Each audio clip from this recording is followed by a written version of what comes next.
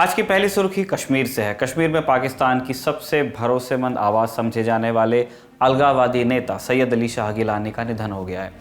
वो 92 साल के थे। उनके निधन के बाद घाटी में एहतियातन कई प्रतिबंध लगा दिए गए। चुनिंदा सेवाओं को छोड़कर फ़ोन और इंटरनेट सेवाएं भी बंद रहीं। गिलानी की ज़िंदगी की शुरुआत स्कूल में पढ़ाने से हुई थी। राजनीति में आए तो पहले नेशनल कॉन्फ्रेंस के हुए और फिर जमाते इस्लामी के। 1972 में उन्होंने सोपोर से पहली बार विधायकी लड़ी और जीती। फिर 2 बार और विधायक रहे। 1987 के विधानसभा चुनाव में भारी धांधली के बीच जब कांग्रेस एनसी गठबंधन को विजेता घोषित किया गया था, तब भी गिलानी मुस्लिम यूनाइटेड फ्रंट यानी MUF के टिकट पर जीत गए थे। लेकिन MUF हार गया और उसने चुनावी राजनीति का रास्ता छोड़कर अलगाववाद का रास्ता पकड़ लिया। जब MUF ने हुर्रियत कॉन्फ्रेंस का रूप धरा, तब गिलानी उसके एग्जीक्यूटिव काउंसिल के सदस्य बने। हुर्रियत और गिलानी दोनों ने खुद को कश्मीर की असल आवाज़ बताया, ऐसा दावा किया। गिलानी कहते कि कश्मीर की आवाम को अपना भविष्य चुनने का अधिकार होना चाहिए और इसके लिए संयुक्त राष्ट्र के संकल्प के तहत जनमत संग्रह होना चाहिए। लेकिन ये तथ्य है कि गिलानी भी कश्मीर की आज़ादी की बात नहीं करते थे। वो अपनी रैलियों में पाकिस्तान जिंदाबाद का नारा लगवाते। वो चाहते थे कि कश्मीर पाकिस्तान में मिले और इस मकसद के लिए उन्हें न उग्रवाद से दिक्कत थी और न ही आतंकवाद से। 2003 में जब हुर्रियत कॉन्फ्रेंस 2 हिस्सों में बट गई तो उसकी एक बड़ी वजह गिलानी का यही रुख रहा। एक खेमा बना मीरवाइज उमर फारूक वाला, जो भारत सरकार के साथ बातचीत का पक्षधर था, जिसे मॉडरेट हुर्रियत कहा गया।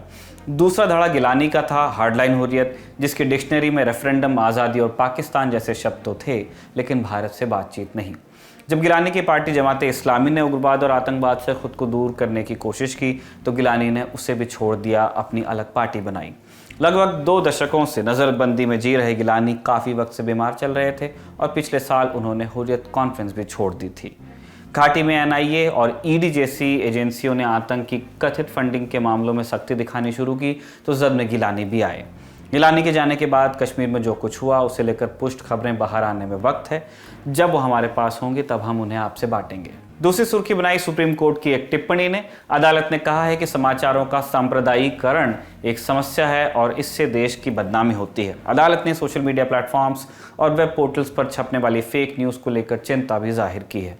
अदालत में आज भारत के प्रधान न्यायाधीश जस्टिस NV रमन्ना की अध्यक्षता वाली बेंच कुछ याचिकाओं पर सुनवाई कर रही थी, जिनमें केंद्र को यह निर्देश देने की मांग की गई थी कि कोरोना संक्रमण के लिए तबलीगी जमात को जिम्मेदार बताती फेक न्यूज़ पर रोक लगाई जाए और इसे फैलाने वालों के खिलाफ कार्रवाई हो।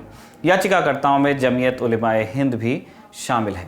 आज सुनवाई के दौरान चीफ जस्टिस ने कहा कि ट्विटर, फेसबुक और यूट्यूब जैसे सोशल मीडिया प्लेटफॉर्म्स हमारी बात नहीं सुनते, बस ताकतवर आवाज़ों को सुनते हैं।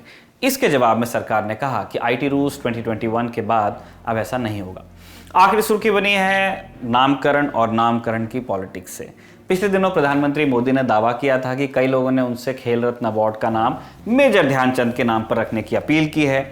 इसके बाद राजीव गांधी खेल रत्न का नाम बदल दिया गया और यही वजह बताई गई कि लोगों की अपील थी।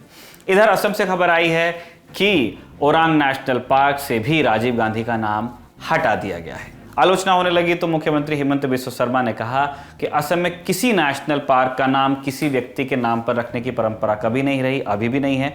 2005 में सरकार ने इस परंपरा को तोड़ा और पूर्व प्रधानमंत्री का नाम जोड़ा। लोकल सेंटिमेंट को ध्यान में रखते हुए पहले वाले नाम पर अब लौट गए हैं। वैसे सीएम ने यह नहीं बताया कि जब तरुण गोगोई सरकार ने पार्क को राजीव गांधी का नाम दिया था, तब वो भी असम सरकार में राज्य मंत्री हुआ करते थे। नामों की इस बहस के बीच भाजपा सांसद प्रताप सिम्हा ने कर्नाटक के वन मंत्री उमेश कट्टी को एक खत लिखकर मांग की है कि राजीव गांधी नागरहोल नेशनल पार्क को field marshal KM Cariappa Nagarhole national park and tiger reserve ये नाम दे दिया जाए। इन्होंने वजह दी है कि फील्ड मार्शल की जो सेवाएं रही हैं देश के लिए, उसके सम्मान में ऐसा होना चाहिए। इन सारी खबरों पर आप अपनी अपनी राय बना सकते हैं।